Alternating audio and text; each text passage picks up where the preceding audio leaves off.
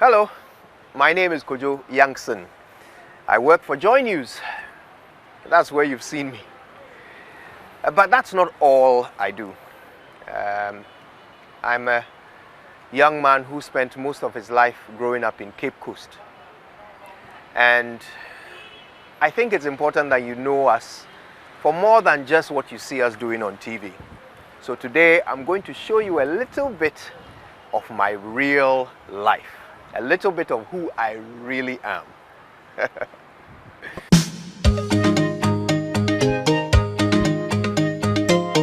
So I grew up in Cape Coast. I spent most of my life there, and my parents still live there. So every chance I get, I go and visit them, see how they are doing. And that is really home for me. I always love returning to Cape Coast because that sense of I'm home settles in, and there's nothing like it. My parents live in Abra, which is a suburb of Cape Coast. And so that's where I'm going to see them today.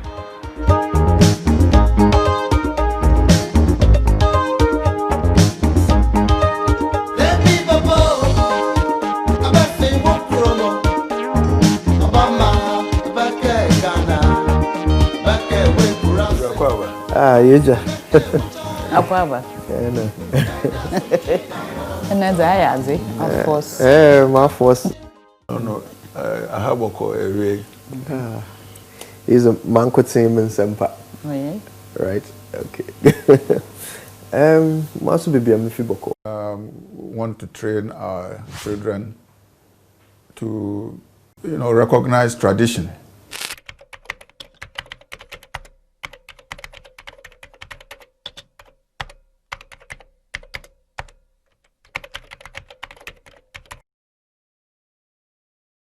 When you come home from somewhere, we should know why you are back home or why you've come, and if the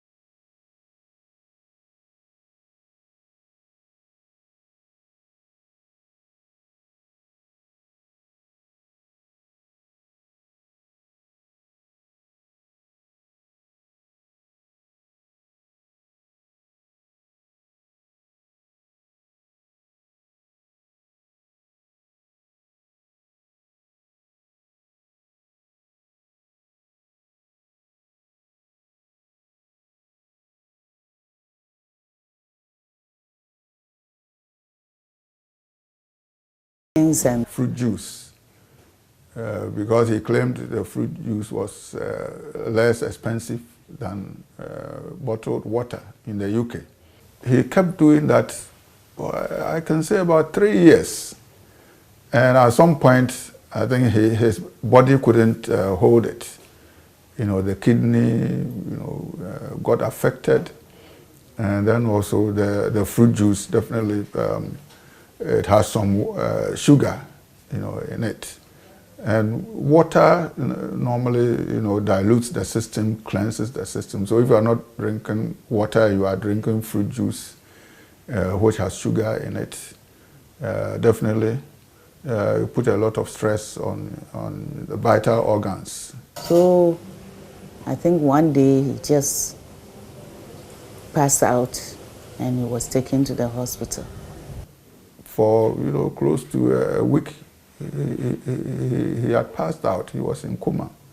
And according to the doctors, his sugar level was at a point they had not recorded in that hospital before.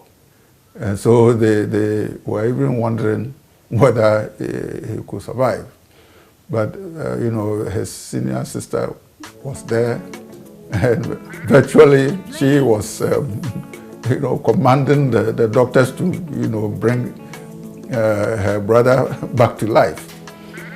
And by God's grace, he recovered. And when he recovered, he was diagnosed as diabetic. His kidney has shrunk to the size of a child's kidney. And so with proper medication, he recovered. And out of that, I think he learned a lot of lessons from it. He nearly died because for more than 3 days, he wasn't alive. I would say that he wasn't alive because there was nothing he could hear or see, according to his sister. So it was just intervention of God that, and the doctors were also very good. That is why he recovered. So I think after that, he learned a lot of lessons from that.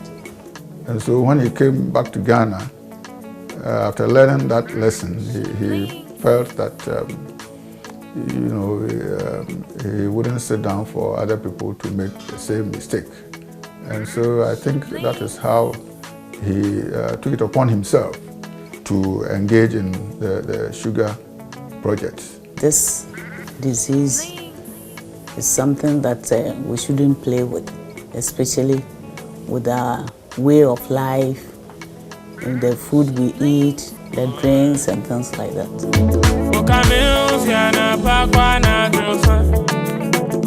I used to dance. Yes. So you dance for your school? You dance for your school? I used to dance for my school.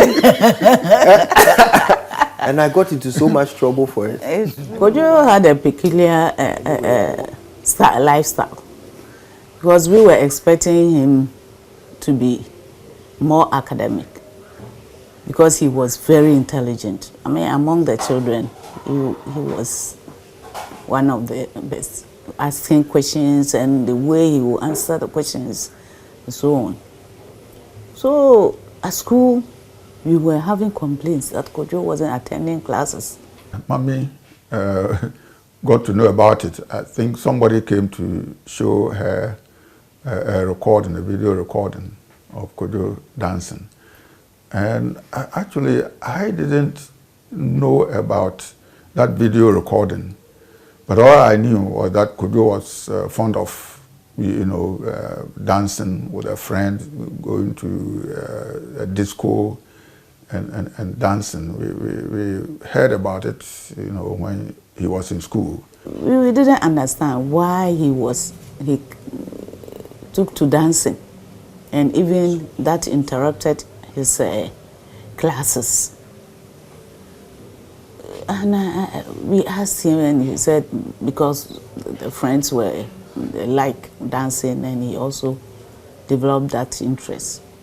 We spoke to him about it, that he shouldn't spend his time doing that kind of thing. He should concentrate on his studies.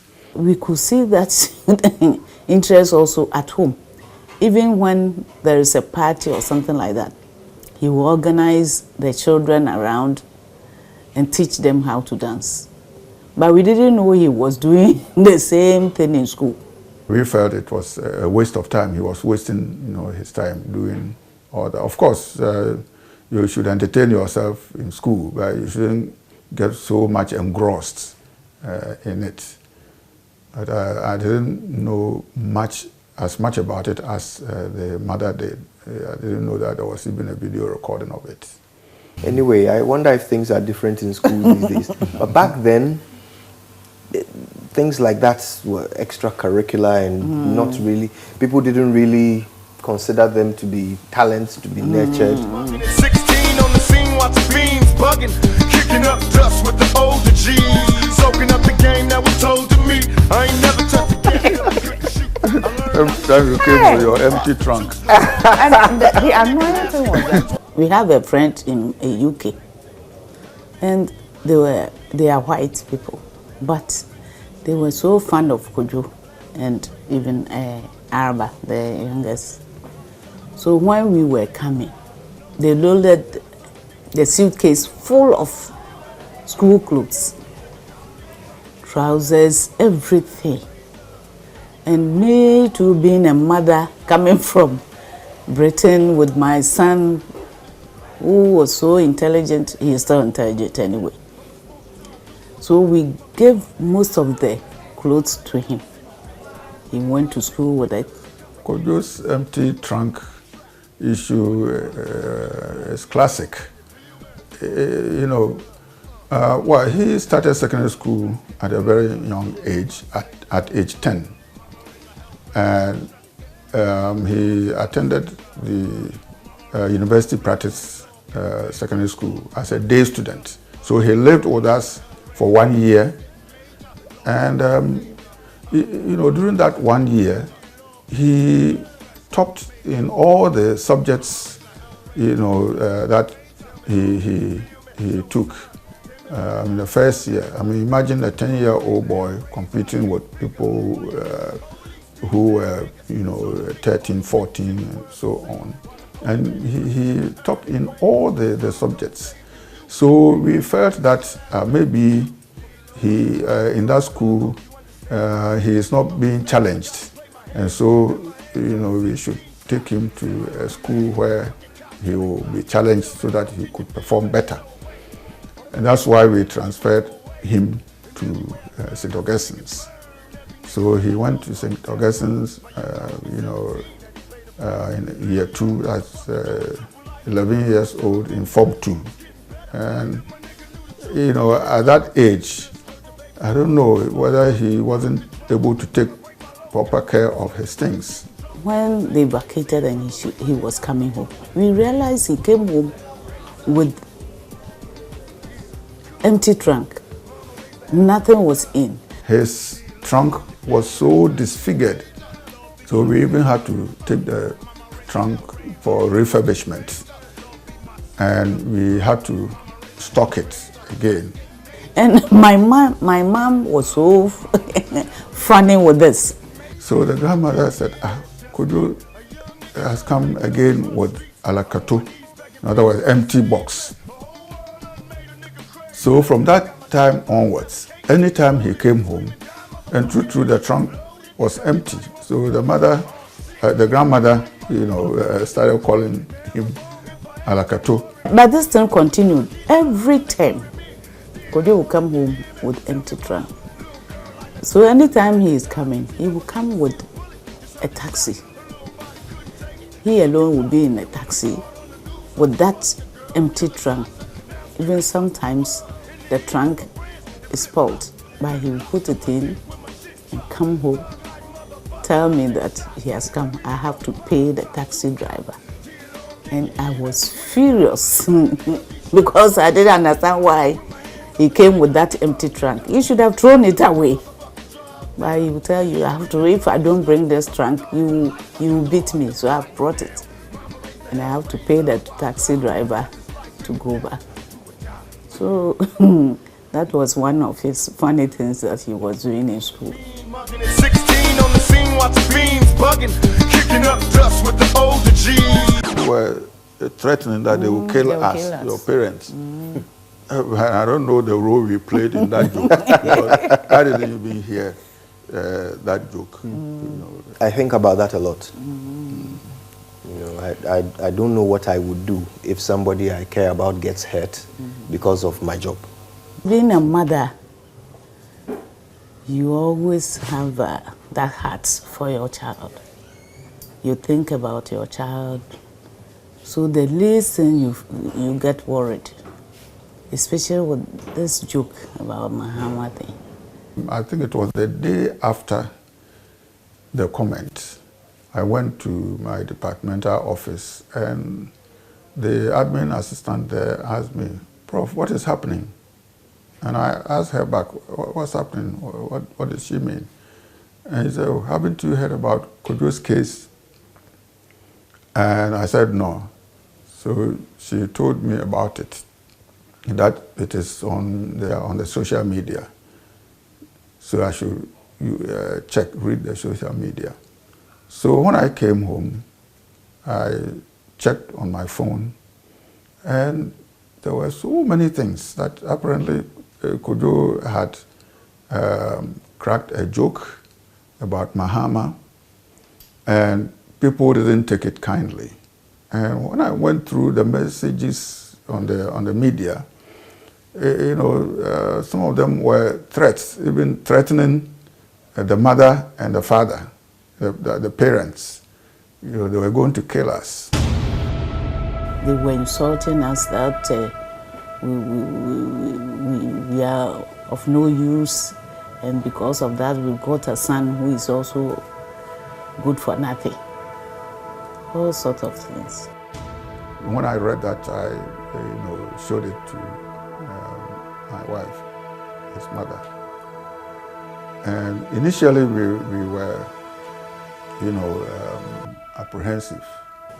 We had sleepless night for more than 3 weeks. Because in this country, some of these things, you never know what will happen. So if something related to a politician and people are threatening that they will kill you, you have to take it seriously. But when we prayed about it, we felt strengthened, and I think all the fears disappeared. I didn't actually know this. My parents never told me about the death threats. I didn't know. It's a big worry for me. I love my parents. They are everything to me. Even the thought of something bad happening to them makes me feel sick. And to think that they were threatened because of my job.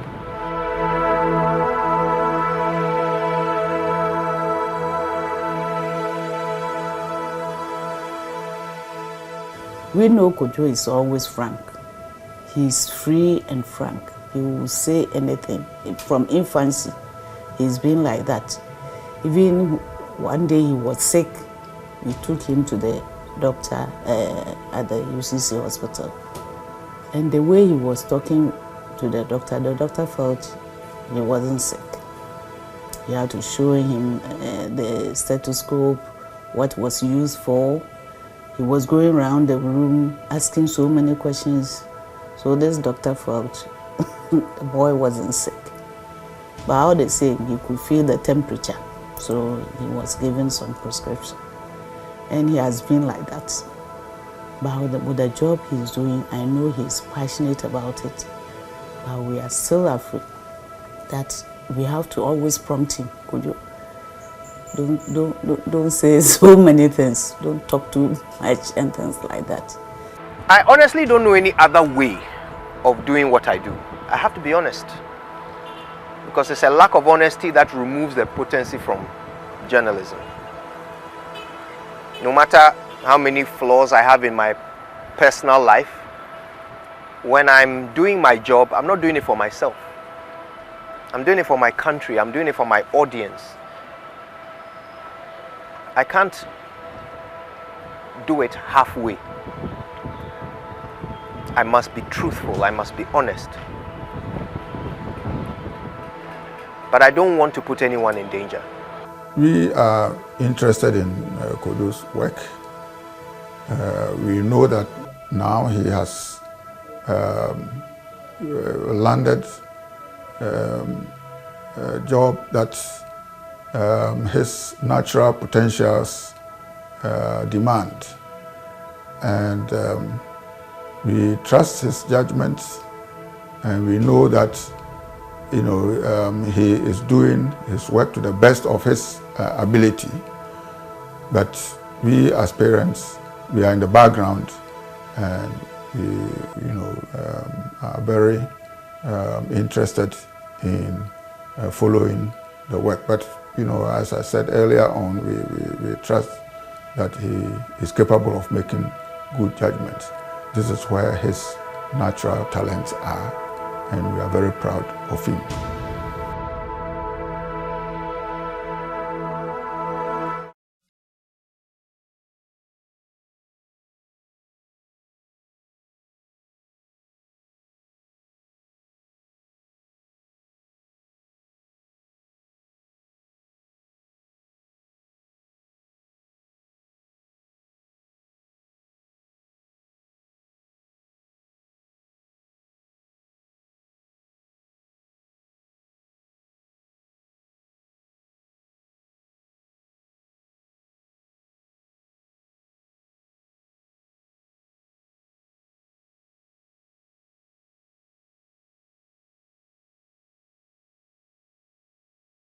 Yeah, walking down here, I was thinking about how our parents were okay with us being out of the house at any time of the day because they knew where we were.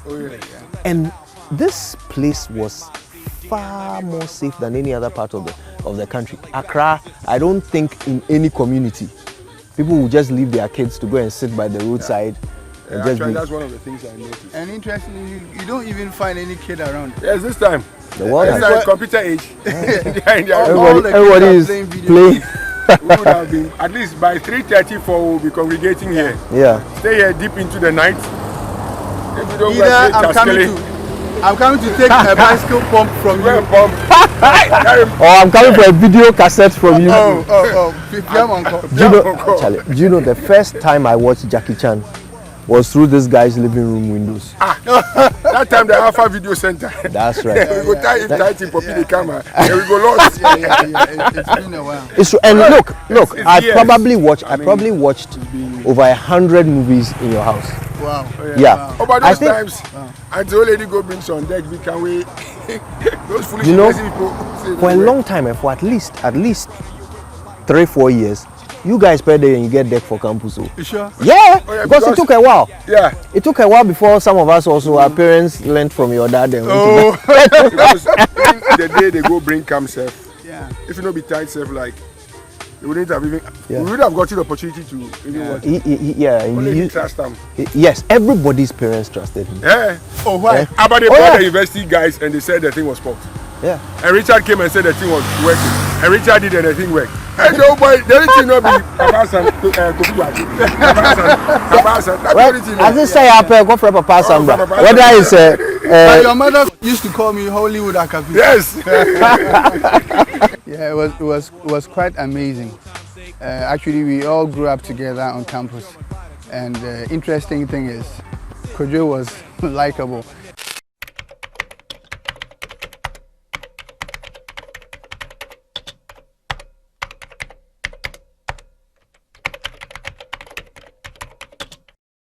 And he liked music and movies, and we all did. So we used to go to rentals, just go borrow some movies, and as it played out, we were able to actually guess what was going to happen next. So that's how the interest started. And I am more technical, so I would just go for some gear, some gadgets, and try to mix music. And several occasions, Kojo would come to my place, we'll talk about music. We even tried to make jingles, and that's how it started. But look, this place shaped us all. Oh yes, I did. It shaped us down. I quite remember. I used to Nano Tujando. Yeah. Yes. In my boys' quarters. What was that jingle? We were using this thing. It's called Full Sail. Full Sail. The Cool Edit. Yeah. That's when that's the first time we started making jingles. Yes, I remember. Yeah. I remember. Look, the truth is, even the idea of going on radio was because of Papa Sam. We used to sit on your balcony and listen to ATL FM and think, how about Yawa and Kofi? And I also used to listen to Ray Power 100 from Nigeria. That's right. You know, Richard was in Nigeria. Yes. He just stayed in Nigeria. So you used to listen to Ray Power. But because of the Hamatan, Uh-huh. he listened from here. Yes. Yes. You And could it get was, I remember. It was Yeah, brilliant. Christmas I remember. to January. That time. So you proper know, Hamatan. we had an idea of how good radio could be. Oh yes. You know, I mean, Ray and Power we was used to good. sit on the balcony and just imagine ourselves hosting shows. It's really because of you that I ended up at Radio Balco, Yeah. and you know, I ended up doing radio And you know, at all. Do you know, in recent times I said to myself, one of the main reasons why you are where you are was because of your ability to read, and you could read volumes. I read. Those storybooks. About Coco Johnny Fianapa. Because you know, brother, for some half an tea. And the book. No, say castle, say, yo, Jalabio. Don't break. White. Don't break. Now, never be doing certain things at some places. About I could just, what about the cassette?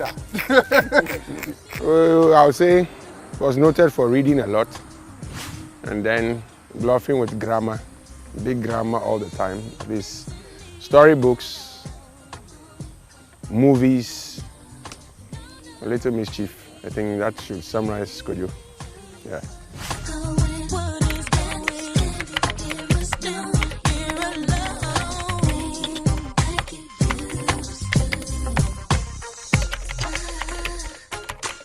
Charlie, back when we used to steal our parents' cars and No, you Charlie. did. I can't area. I go to Bessie. Clap. The interesting one I heard the other time was you did it on a slope. hey, We wait our parents to sleep. We push the car quietly out of the house. At a distance, we'll spark run away. When we come back at dawn, we'll put the engine off. All the friends together and help you push it back into the garage quietly, and you sneak into the room, and the rest run off to their houses. One of the escapades, somebody gave him that name, but the real name, if I say it, to be too dangerous, so let's leave it. There's a real reason for that name, but I think that's quite private to our childhood. But he earned it during one of our escapades, stealing our parents' vehicles to go out in the night. Then we gave him the name Plupla. It has stayed up to now. We still respond to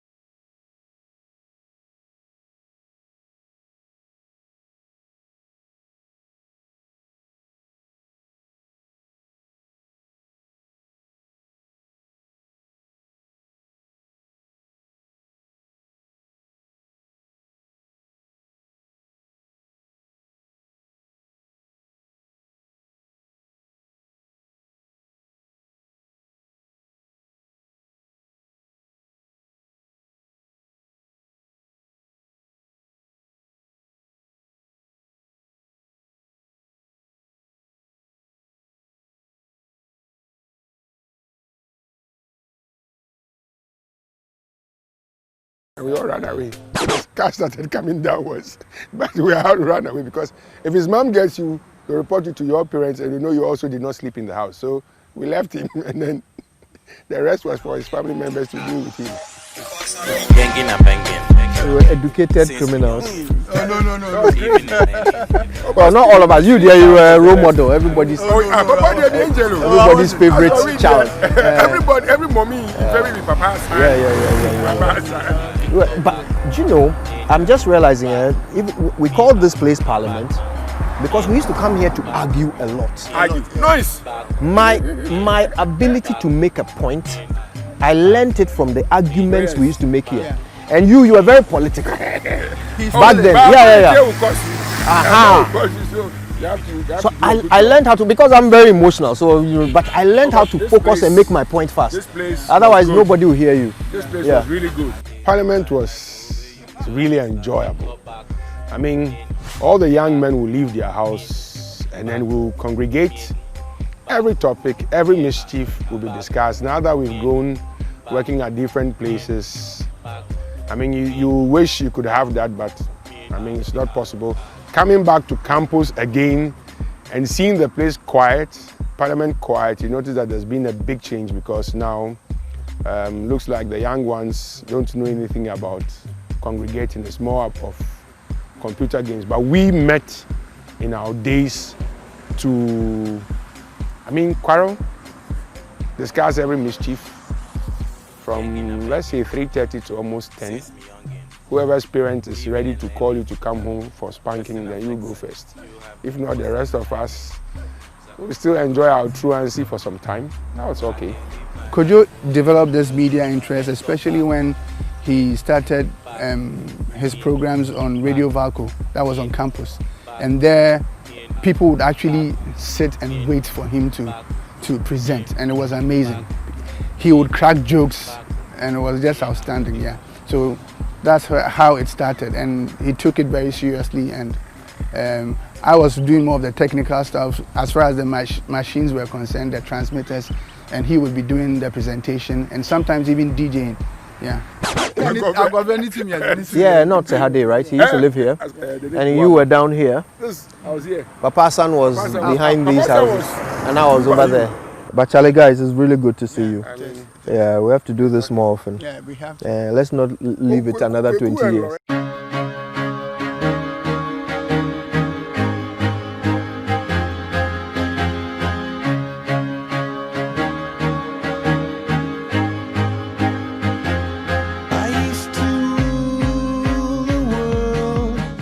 I'm not surprised because when I listen to Kojo being argumentative these days on radio, for me, I've known him since we were young.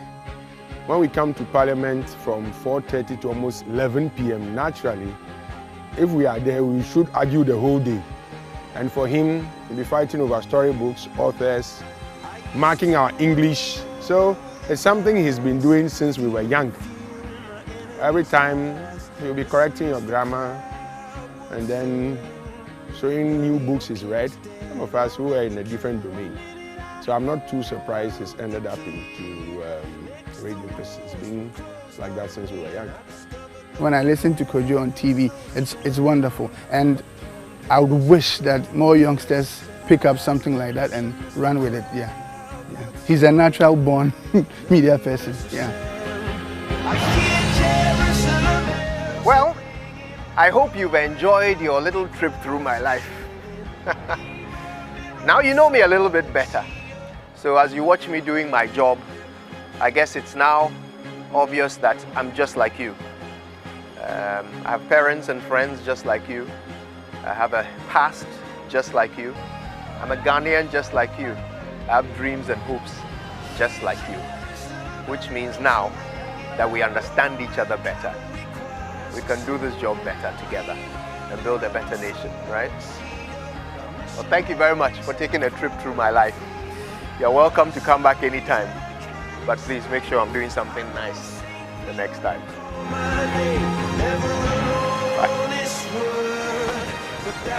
Bye.